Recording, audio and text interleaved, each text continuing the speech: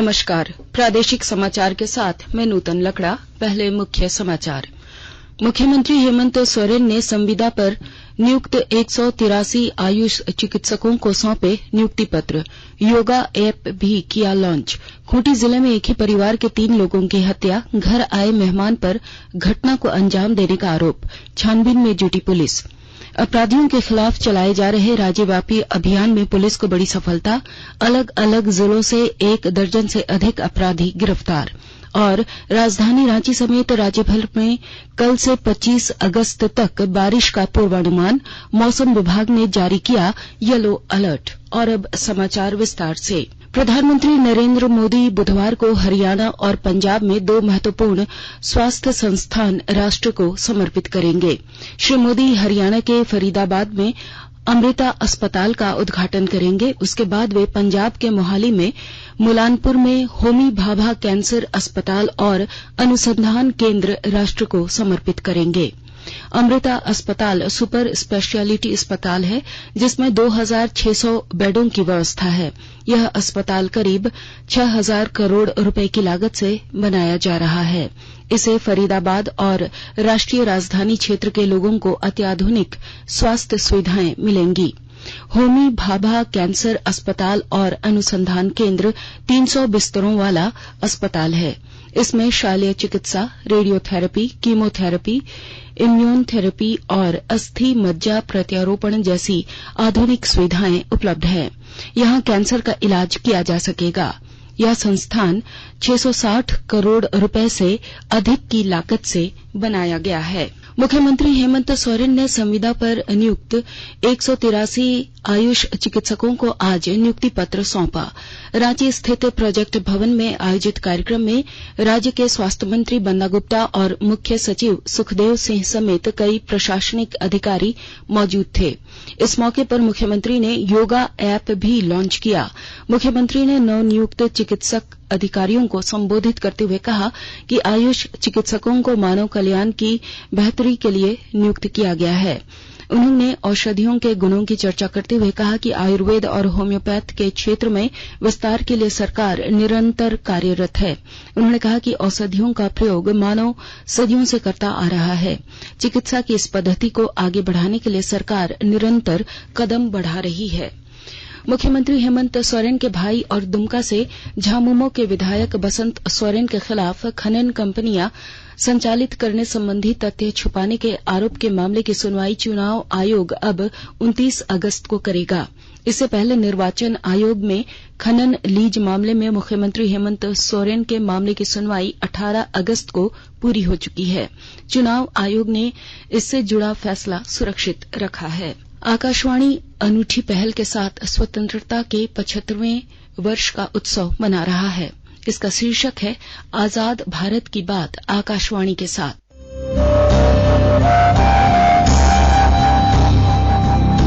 आजाद भारत की बात आकाशवाणी के साथ।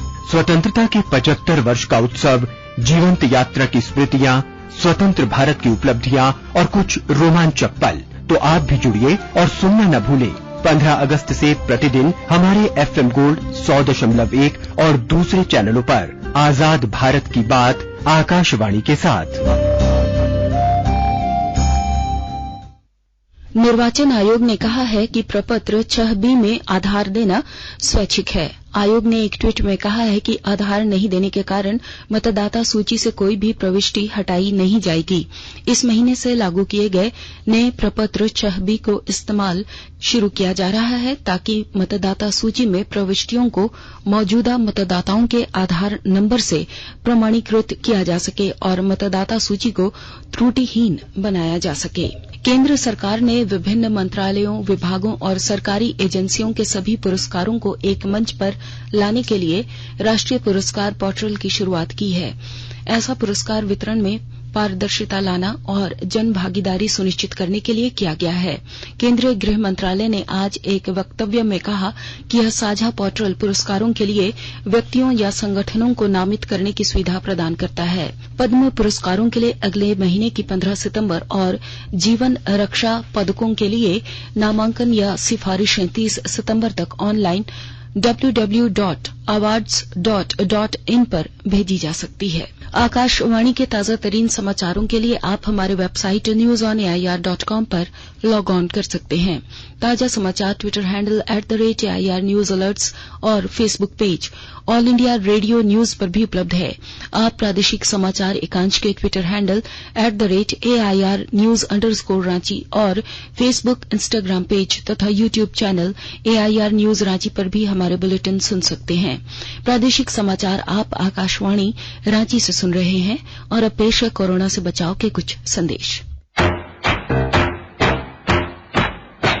चलो मिलकर एक शुरुआत करें, चलो एक फैसला आज करें, मास्क नहीं तो टोकेंगे, कोरोना को रोकेंगे, चलो इरादा करते हैं, चलो इरादा करते हैं, मास्क नहीं तो टोकेंगे, कोरोना को रोकेंगे।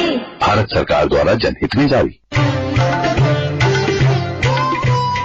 कोविड-19 से बचाव और सुरक्षित रहने के 3 उपाय। मास्क लगाएं, 2 गज दूरी है जरूरी, सुरक्षित दूरी रखें, हाथ और मुंह साफ रखें। झारखंड राज्य स्थित सभी चिकित्सकीय संस्थानों को clinical establishment registration and regulation act के अंतर्गत पंजीकरण अनिवार्य है। सभी चिकित्सकीय संस्थानों द्वारा दिए जाने वाली सेवाएं, चिकित्सकों का नाम, उनकी योग्यता और निर्धारित समय हिंदी एवं अंग्रेजी में प्रदर्शित करना है। प्रदत्त सेवाओं का शुल्क अथवा मरीजों के मांगे जाने पर इलाज का अनुमानित लागत बताना जरूरी है। बिना निबंधन चिकित्सकीय संस्थान का संचालन अथवा इसके नियमों का उल्लंघन करने पर 10,000 रूपए से 5 लाख रूपए तक का जुर्माना किया जा सकता है। पंजीकरण के लिए www.clinicalestablishments.gov.in पर लॉगिन करें। राष्ट्रीय स्वास्थ्य मिशन झारखंड द्वारा जनहित में प्रसारित। प्रादेशिक समाचार में आपका एक बार फिर स्वागत है। सरायकेला खरसावां जिले के कुचई प्रखंड स्थित कल्याण अस्पताल का आज उपायुक्त अरवा राजकमल ने औचक निरीक्षण किया। निरीक्षण के क्रम में अस्पताल के विभिन्न वार्डों में इलाजरत मरीजों से उन्होंने मुलाकात की। उपायुक्त ने अस्पताल परिसर का भ्रमण कर मरीजों को दी जाने वाली सभी आवश्यक सुविधाओं के बारे में विस्तार से जानकारी ली। उपायुक्त ने अस्पताल की व्यवस्था पर संतोष व्यक्त किया। इस दौरान उपायुक्त ने अस्पताल परिसर में प्रोजेक्ट पहल के तहत सैनिटरी नैपकिन बनाने का प्रशिक्षण प्राप्त कर चुकी 40 महिलाओं को प्रमाण पत्र भी दिया। पूर्वी सिंहभूम जिले के धतकाडीह सामुदायिक भवन में 3rd जेंडर के लिए जिला प्रशासन की ओर से मेगा कैंप सह मेले का आयोजन किया गया। इसका उद्घाटन जिले के उपायुक्त विजया जाघव ने किया। इस मौके पर उपायुक्त ने कहा कि 3rd जेंडर को समाज की मुख्यधारा से जोड़ने की पहल की जा रही है। उन्होंने 3rd जेंडर को राशन कार्ड से जोड़ने के आदेश भी संबंधित अधिकारियों को दिया। उपायुक्त ने बताया कि पूर्वी सिंहभूम देश का पहला जिला है जहां 3rd जेंडर के लिए अलग से शौचालय की सुविधा मुहैया कराई जा रही है। प्रशासन की इस पहल से 3rd जेंडर में काफी उत्साह देखा जा रहा है। खूंटी जिले में एक ही परिवार के 3 लोगों की हत्या कर दी गई है। हत्यारे ने कुदाल से काटकर 3 लोगों की बेरहमी से हत्या कर दी। घटना खूंटी थाना क्षेत्र के भंडरा स्थित चांडीडीह गांव की है। बताया जाता है कि मुरहू प्रखंड के गजगांव से एक रिश्तेदार हेमंत पूर्ति बितना मुंडा के घर आया था और उसी ने बितना मुंडा के पुत्र सूडा मुंडा और एक अन्य रिश्तेदार विकास मुंडा की हत्या कर दी। खूंटी थाना प्रभारी कामेश्वर कुमार ने बताया कि आरोपी ने नशे की हालत में घटना को अंजाम दिया है। पुलिस ने घटना में प्रयुक्त कुदाल को जब्त कर लिया है। गिरिडीह जिले में पुलिस ने हत्या के एक मामले में 2 आरोपियों को गिरफ्तार किया है। जिले के पुलिस अधीक्षक अमित रेणु ने बताया कि 13 अगस्त की देर रात मुहर्रम अखाड़ा का प्रतियोगिता देखकर लौट रहे 3 युवकों पर उस तरह से हमला किया गया था। इस घटना में एक युवक की मौत हो गई। एसपी ने बताया कि दोनों अपराधियों को मुंबई से गिरफ्तार किया गया है। दोनों कुख्यात अपराधी हैं और इनके खिलाफ बिहार के फुलवारी शरीफ, धनबाद और गिरिडीह में कई मामले दर्ज हैं।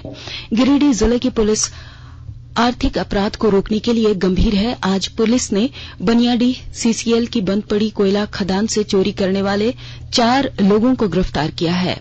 एसडीपीओ अनिल कुमार सिंह ने बताया कि पुलिस ने 10 बाइक और एक बैलगाड़ी पर कोयला लदा लगभग 10 टन कोयला भी जब्त किया है। पलामू जिले के पांकी थाना क्षेत्र से पुलिस ने चोरी की योजना बना रहे 4 युवकों को गिरफ्तार किया है। जिले के पुलिस अधीक्षक चंदन कुमार सिन्हा ने बताया कि चारों ने पूछताछ के दौरान चोरी की कई घटनाओं में संलिप्तता को स्वीकारा है। उनकी निशानदेही पर चोरी के कई सामान भी बरामद किए गए। उधर जिले के सतबरवा प्रखंड के सेहरा गांव में ग्रामीणों ने बिजली तार चोरी कर भाग रहे 2 चोरों को पकड़कर लेस्लीगंज थाना पुलिस को सौंप दिया है। उनके पास से 13 बंडल बिजली के तार बरामद हुए हैं। गुमला जिले की पुलिस ने ब्राउन शुगर बेचते हुए 2 युवकों को गिरफ्तार किया है। गिरफ्तार किए गए युवकों के पास से पुलिस ने 40 पुड़िया ब्राउन शुगर बरामद किया है। गुमला अनुमंडल पुलिस पदाधिकारी मनीष चंद्रलाल ने बताया कि बरामद किए गए ब्राउन शुगर की बाजार में अनुमानित कीमत 24,000 रुपए है।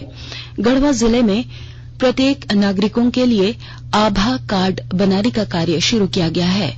100% लक्ष्य को पूरा करने के लिए जिला मुख्यालय से सभी प्रखंडों के लिए जागरूकता रथ चलाया जा रहा है। और ब्यौरे के साथ हमारे गढ़वा संवाददाता। आभा कार्ड प्रत्येक नागरिक के लिए अनिवार्य रूप से बनाए जाने वाला यूनिक स्वास्थ्य पहचान पत्र है। इसलिए गढ़वा जिले में प्रत्येक नागरिक को आभा कार्ड बनाने के लिए प्रेरित किया जा रहा है। इसके लिए प्रत्येक प्रखंडों में जागरूकता रथ शुरू किया गया है। रथ के माध्यम से ग्रामीणों को आभा कार्ड के महत्व के विषय में बताते हुए इसे अनिवार्य रूप से बनाने के लिए जागरूक किया जा रहा है। लोगों को बताया जा रहा है कि शिक्षित लोग स्वयं अपने मोबाइल से इसे बना सकते हैं।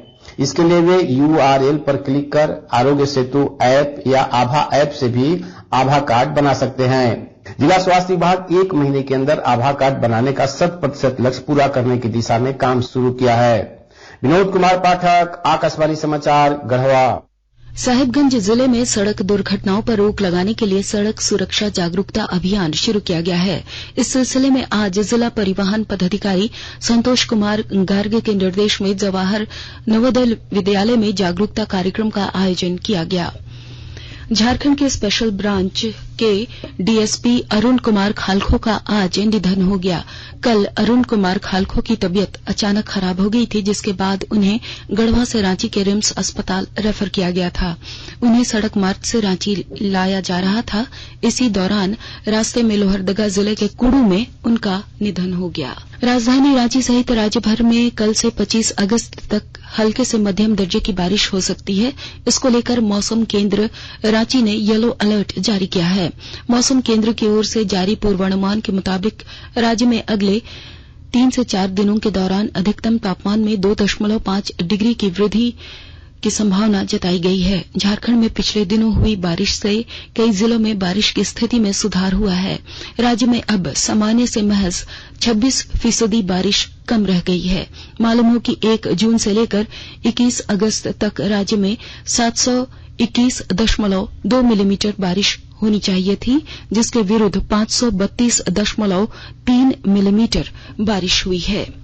और अब कुछ संक्षिप्त खबरें। गोड्डा जिले में झारखंड विधानसभा की सदाचार समिति के सभापति केदार हजारा और सदस्य समीर कुमार महंती की अध्यक्षता में विभिन्न विभागों के पदाधिकारियों के साथ समीक्षा बैठक आयोजित की गई।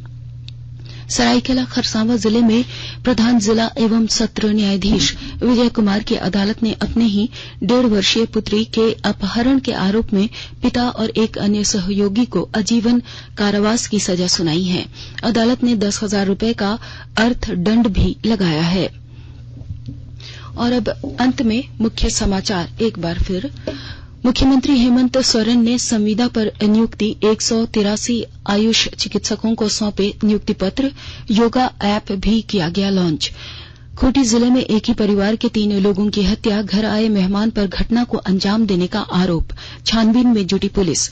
अपराधियों के खिलाफ चलाए जा रहे राज्यव्यापी अभियान में पुलिस को बड़ी सफलता। अलग अलग जिलों से 1 दर्जन से अधिक अपराधी गिरफ्तार।